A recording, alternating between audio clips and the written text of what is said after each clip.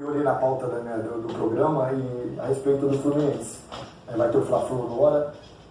E assim, eu sempre fui um analista e um crítico ferrenho do Diniz, né? Porque eu achava que eles se preocupavam, pelo menos para fora, eles se preocupavam muito em performance, em jogo, e não se preocupavam em ganhar. Pelo menos o que ele passava para fora. Eu nunca acreditei nisso. Eu acho que todo cara que trabalha no futebol, ele sempre quer o objetivo maior, que são as vitórias. E agora, nesse momento que você está falando do Fla-Flu, do Fluminense, que não ganha clássicos há muito tempo, que o Diniz é um dos treinadores... O Globo trouxe, eu confesso que eu tomei um susto quando eu vi o push assim, no celular, né? O levantamento do jornal o Globo, a gente pode até plugar. Fernando Diniz é o treinador com pior aproveitamento em clássicos na história do clube. Eu confesso que eu ri um pouco, acho que a estatística é um fato, né? O jornal o Globo traz esse levantamento. Mas confesso que é um dado que, para mim, não vou dizer que é irrelevante, porque ele é um dado importante. Eu usar essa palavra. Assim, o homem é campeão da Libertadores, é campeão da Recopa, campeão carioca em cima do Flamengo. Flamengo. O maior clássico que ele disputou, ele deu ao Fluminense uma das maiores vitórias da história do clube. Foi o 4-1 ano passado, na final do estadual. E ganhou naquele mesmo ano, 2023, a Taça Guanabara, em cima do Flamengo também, vencendo por 2-1. Então, assim, se você for olhar os números todos, como você falou, não é bom. Mas se você for botar uma lupinha, talvez o torcedor tricolor não quisesse estar esses números todos, mas ele não trocaria o 4-1 da final do estadual por uma estatística melhor em clássicos. Mas eu fiquei pensando, quem é o maior treinador da história do Fluminense? O Diniz já pode se colocar Pelo menos a prateleira. Ganhou o principal título da história, né? Óbvio. Então, assim, eu estava pensando sobre isso aí, você falando aí. E aí o Eric já adiantou. Eu não vejo o torcedor do Fluminense preocupado com esse número.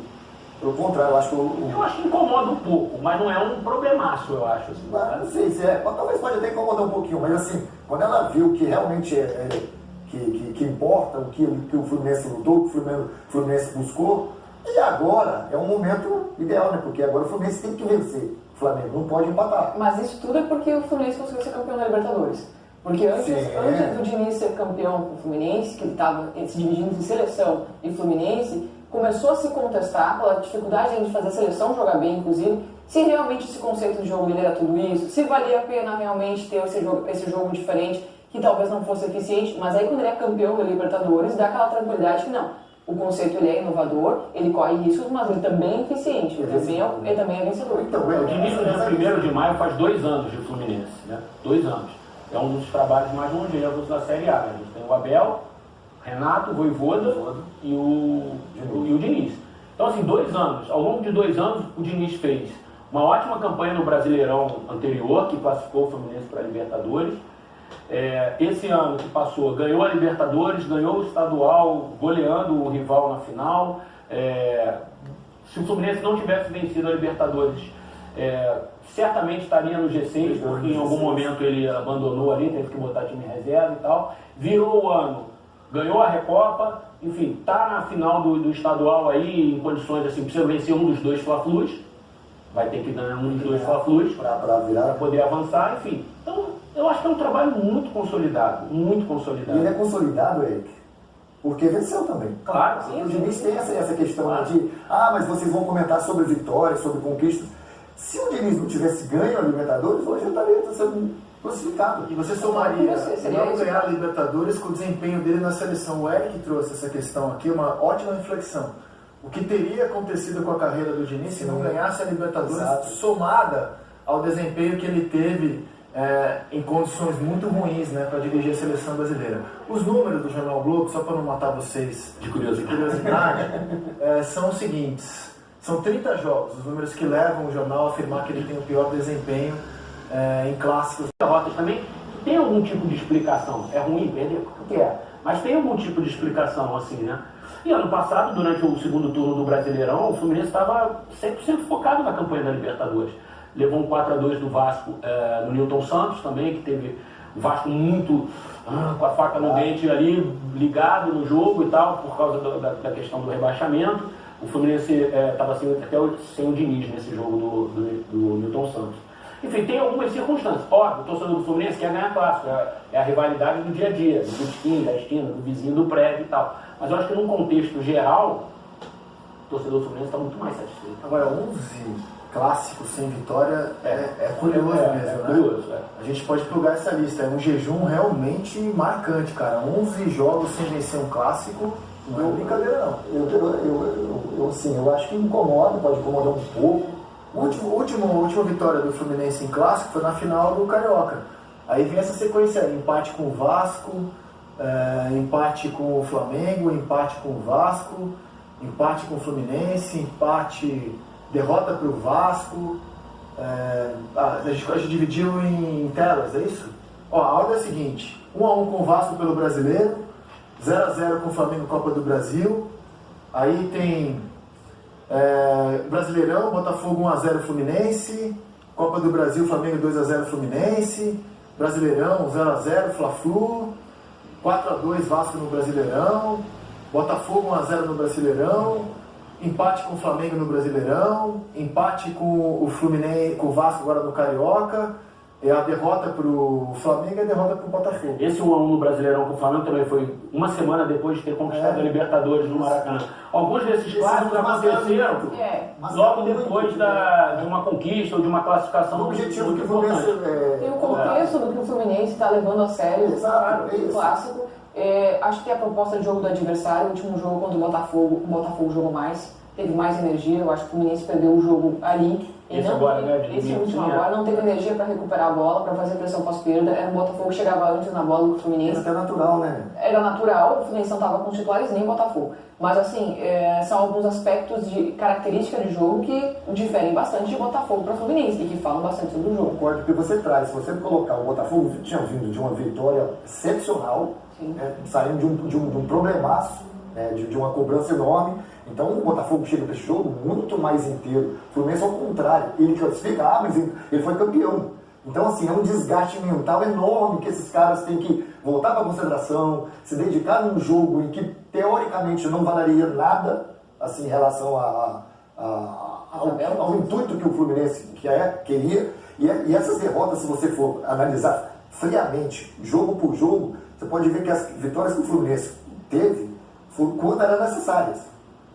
Ele só, óbvio que ninguém quer perder, ninguém quer empatar, mas as derrotas são momentos em que ele escolheu uma opção de um jogo anterior do que uma coisa, sabe assim, de 19 até 22, o Flamengo passou a ser o time a ser batido no Rio de Janeiro. Só que ano passado, quando o Flamengo cai muito e o Fernando Diniz cria essa forma de jogar do Fluminense dominante, protagonista, o Fluminense passou a ser o time a ser batido no Rio de Janeiro. Sim. Os outros três rivais tratavam o jogo contra o Fluminense como um jogo a ser batido. Por quê? Porque tinha que derrotar esse jeito diferente de ser do Fluminense. Por exemplo, nos Fla-Flus da Copa do Brasil, o Flamengo se mobilizou muito para ganhar do Fluminense. Tinha tomado de 4 na final do estadual, e era uma questão assim de como o Flamengo pode suplantar esse jeito do Fluminense de jogar, que é um jeito único, ofensivo, de toque. Então houve uma mobilização no Flamengo para vencer o Fluminense. Então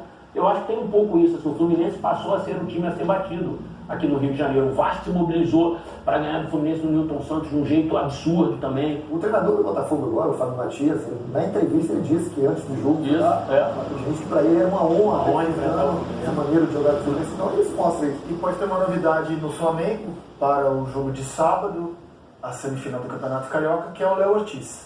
Bom, pessoal, eu vou ser até repetitivo aqui no que diz respeito a essas estatísticas aí, de que o Fluminense não ganha clássico há muito tempo, e, enfim, não precisa nem entrar em detalhes sobre isso, né, que está bastante divulgado. Só que tem todo um contexto em relação a isso, né? A gente tem que estar ciente. Primeiro, o que é mais importante?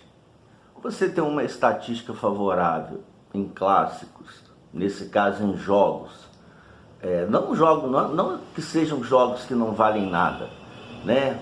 Todo mundo quer ganhar clássico, ninguém quer perder clássico.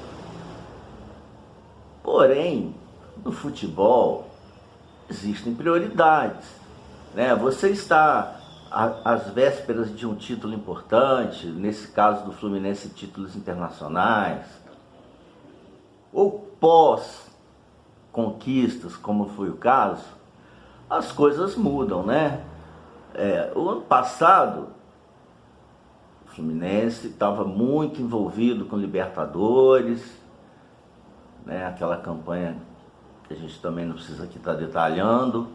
Em muitos momentos o Fluminense teve que botar time reserva, time alternativo, e até mesmo em clássico. E muitas das vezes também esses clássicos são em véspera de jogos decisivos, e como eu falei, né, às vezes até posteriormente a uma conquista. Na véspera você está totalmente focado no título, e após o jogo você está desgastado, você está cansado, e há sim um relaxamento natural, gente. Eu já falei isso em outros vídeos, torno a repetir. Há um relaxamento. Vamos dar o exemplo agora dessa Recopa, né? Que está todo mundo falando aí desse jogo que teve aí contra o Bayern. Aquela tensão toda de conquista da Recopa, que por si só já é importante, mas principalmente por ser a LDU e todo aquele contexto histórico, né? Todo mundo cobrando, todo mundo ali em cima de